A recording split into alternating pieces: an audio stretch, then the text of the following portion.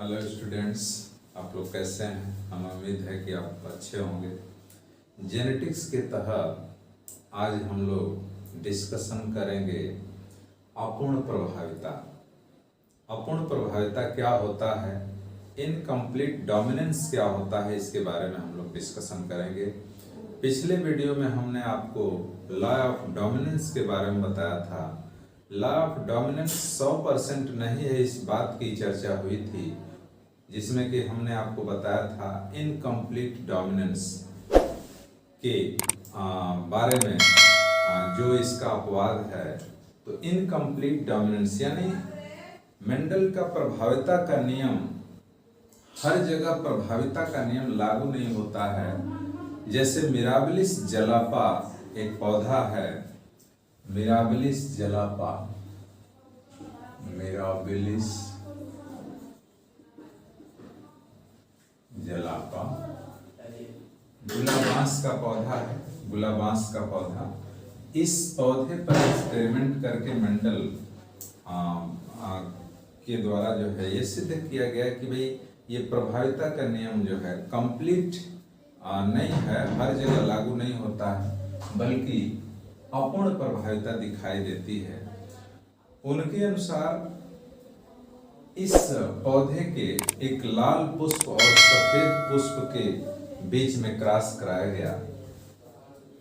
लाल पुष्प और सफेद पुष्प वाले मिराबिलिस जलापा के बीच में जब क्रॉस कराया गया तो आप देखेंगे कैपिटल आर, ये रेड फ्लावर है, रेड फ्लावर, और स्मॉल आर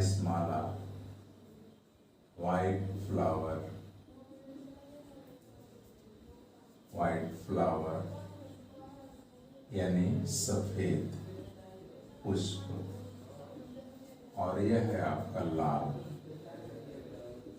ठीक, जब क्रॉस कराया गया तो F1 जनरेशन में capital R small R, capital R small R मिला। यह F1 जनरेशन है, प्रथम पीढ़ी, प्रथम पीढ़ी। यानी प्रभाविता के नियम में आपने देखा कि एक लंबे पौधे और बौने पौधे के बीच में क्रॉस कराया गया तो F1 जनरेशन में सभी संकर लंबे पौधे प्राप्त हुए थे। यानी वहां पे टाल जो करेक्टर था वो स्मॉल यानी ड्वार्फ करेक्टर पर डोमिनेंट रहा, प्रभावी रहा। तो उस नियम के अनुसार जो है यहाँ पे लाल पुष्प और सफेद पुष्प वाले मिराबिलिस जलापा के पौधे के बीच में जब क्रॉस कराया गया तो आना चाहिए लाल यानी रेड होना चाहिए, लेकिन कलर क्या मिला, पिंक कलर मिला, पिंक यानी गुलाबी। अब यहाँ पे कह रहा है कि जो मेंडल के प्रभाविता का नियम है F1 जनरेशन में यहाँ रेड होना चाहिए, लाल पुष्प होना चाहिए, लेकिन मिला क्या, पिंक यानी गुलाबी पुष्प मिला। तो यहाँ पे प्रभाविता रही, लेकिन वह प्रभाविता कंप्लीट नहीं रही, यानी अपूर्ण रूप से यह रेड जो था वो प्रभावी रहा। इसलिए इसको अपूर्ण प्रभाविता कहते हैं। क्या कहते हैं बच्चों, अपूर्ण प्रभाविता, इनकम्प्लीट डोमिनेंस या इंटरमीडिएट डोमिनेंस। ठीक है, तो यहाँ पे इनकम्प्लीट डोमिनेंस दिखाई देता है। अगर कंप्लीट डोमिनेंस या प्रभाविता का नियम यहाँ लागू होता तो फिर यह F1 जनरेशन में जो पौधे उत्पन्न होंगे वह गुलाबी न होकर के बल्कि रेड उत्पन्न होते। फिर F2 जनरेशन में जब F2 जनरेशन में क्रॉस कराया गया दो के बीच में, दो पिंक के बीच में जब क्रॉस कराया गया, इस तरह से हम गैमेट फॉर्मेशन करा देते हैं, capital R small R, capital R small R. ठीक है, अब क्रॉस जब आप कराएंगे तो कैपिटल आर मिला। ठीक है, capital R small R, capital R small R और स्मॉल आर, चार तरह के पौधे प्राप्त हुए F1 जनरेशन में। F2 जनरेशन है। कौन सी जनरेशन है? F2 generation. तो F2 जनरेशन में एक पौधा जो है प्योर रेड था और दो पौधे जो मिले हैं वो पिंक मिले, गुलाबी पुष्प वाले थे, और एक जो था वो व्हाइट था। ठीक है, यानी यहां पर आप देखेंगे कि प्योर रेड एक होगा, दो जो है पिंक हो गए और एक व्हाइट हो गया। तो यहाँ कंप्लीट डोमिनेंस नहीं शो होता है, इनकम्प्लीट डोमिनेंस शो होता है। जो रेशियो आपको मिलेगा, जो फिनोटाइप रेशियो मिलेगा, फिनोटाइप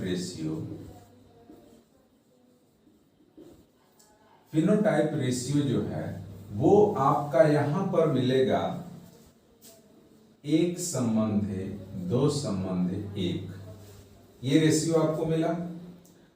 लेकिन यही प्रभाविता के नियम में जब आप रेशियो देखेंगे F1, ये रेशियो देखेंगे फिनोटाइप, तो डोमिनेंस के केस में, प्रभाविता के केस में यह 3:1 का रेशियो आपको मिला था, ये डोमिनेंस के केस में था। लेकिन जब इनकम्प्लीट डोमिनेंस में आप देखेंगे तो फिनोटाइप रेशियो जो है 1:2:1 होगा, और जीनोटाइप रेशियो भी, जीनोटाइप यानी जेनेटिक लेवल पे आप देखेंगे तो यह रेशियो सेम होगा 1:2:1, यानी दोनों रेशियो जो है आप देखेंगे कि एक जैसे आपका मिलते हैं इनकम्प्लीट डोमिनेंस में। ये आप ध्यान देने की बात है, अक्सर यह क्वेश्चन पूछ देता है कि इनकम्प्लीट डोमिनेंस में जीनोटाइप फिनोटाइप रेशियो क्या होता है। तो अगर आप डोमिनेंस या प्रभाविता के नियम के अनुसार अगर उसको ध्यान में रखेंगे तो गलत हो जाएगा। तो इस चीज को ध्यान में रखना है, यानी फिनोटाइप टिपिकली और जीनोटिपिकली जो रेशियो होता है दोनों का सेम होता है, 1:2:1 होता है। एक प्लांट्स जो है वो लॉन्ग यानी प्योर रेड है, और दो जो है आपके पिंक हैं, और एक आपका व्हाइट कलर का आता है। तो इस तरह से यहाँ पे इनकम्प्लीट या अपूर्ण प्रभाविता के नियम के बारे में हमने चर्चा किया। तो इसको आप ध्यान से समझ लेंगे, देख लेंगे। आगे हम दूसरा जो नियम है उसके बारे में चर्चा करेंगे, लॉ ऑफ सेग्रीगेशन यानी पृथक्करण का नियम। लॉ ऑफ सेग्रीगेशन, पृथक्करण का नियम,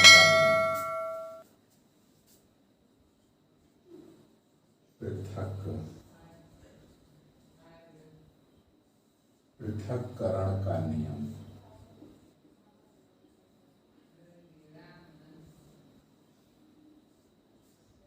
लॉ ऑफ सेग्रीगेशन।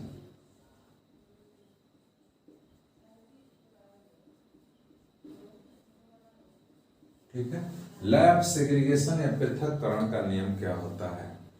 इस लॉ में बताया गया कि सेग्रीगेशन के केस में जो, अब हम पीछे चलते हैं, लॉ ऑफ डोमिनेंस का यहाँ पे एक उदाहरण देते हैं।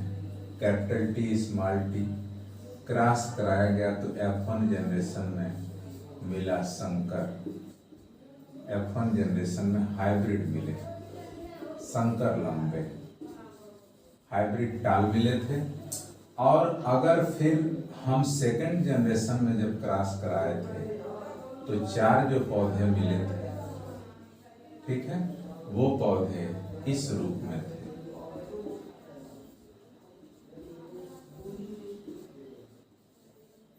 ये F2 जनरेशन, कौन सी जनरेशन है? F2 generation.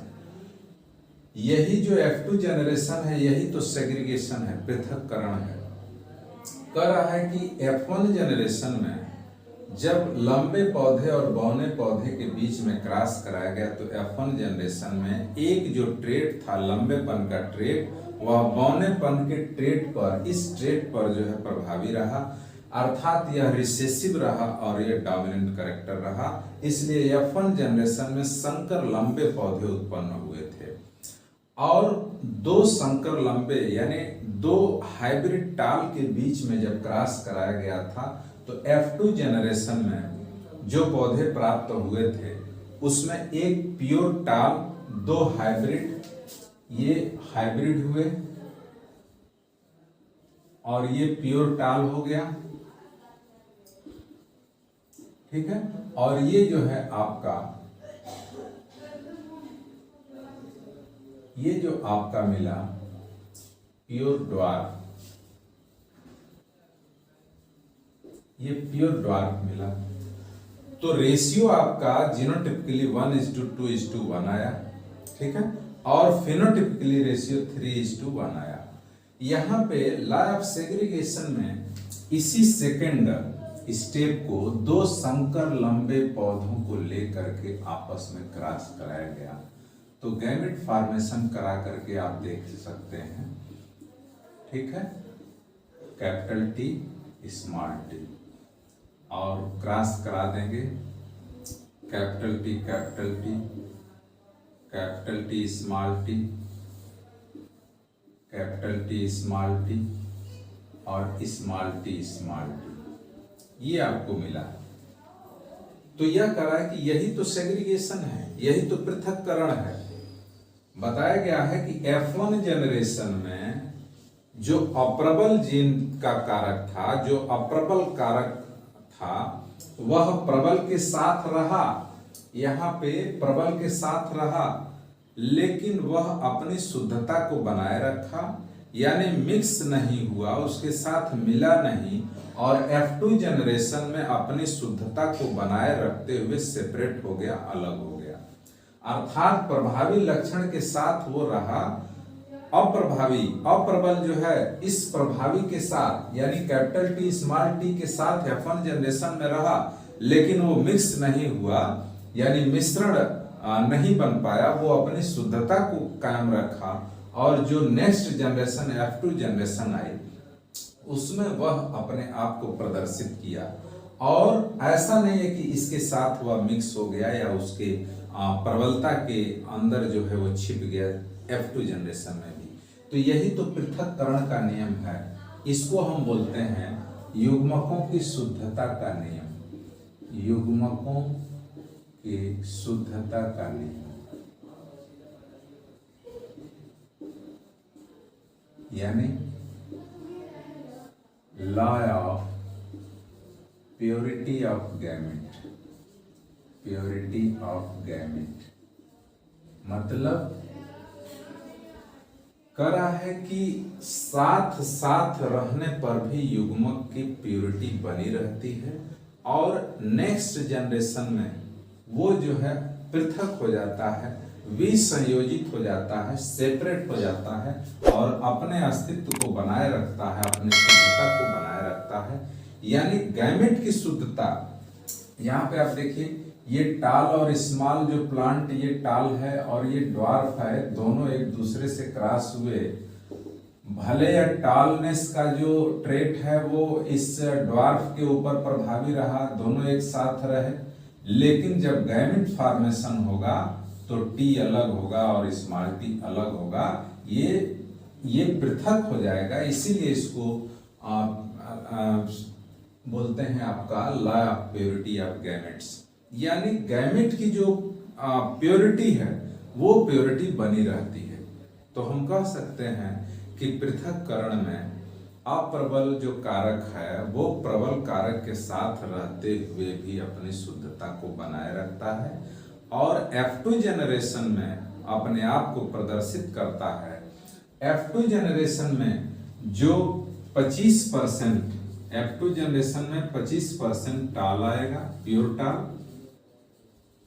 और 50% जो है वो हाइब्रिड आएंगे, हाइब्रिड, और आपका 25%, ठीक है, ये कंडीशन आपकी आएगी प्योर ड्वार्फ, ठीक है। तो इसलिए इसे हम लॉ ऑफ सेग्रीगेशन या पृथक्करण का नियम कहते हैं। तो आज हम लोग स्टडी किए लॉ ऑफ यानी इनकम्प्लीट डोमिनेंस के ऊपर और लॉ ऑफ सेग्रीगेशन या प्योरिटी ऑफ गैमेट्स के ऊपर अध्ययन किए। हमें उम्मीद है कि आपको समझ में आया होगा, और अगर नहीं समझ में आता है या नहीं क्लियर होता है तो आप कमेंट बॉक्स में जा कर के कमेंट जरूर करें, लाइक करें, शेयर करें और सब्सक्राइब करें, ताकि आपको नेक्स्ट वीडियो की नोटिफिकेशन मिलती रहे। आज बस इतना ही। Thanks for all.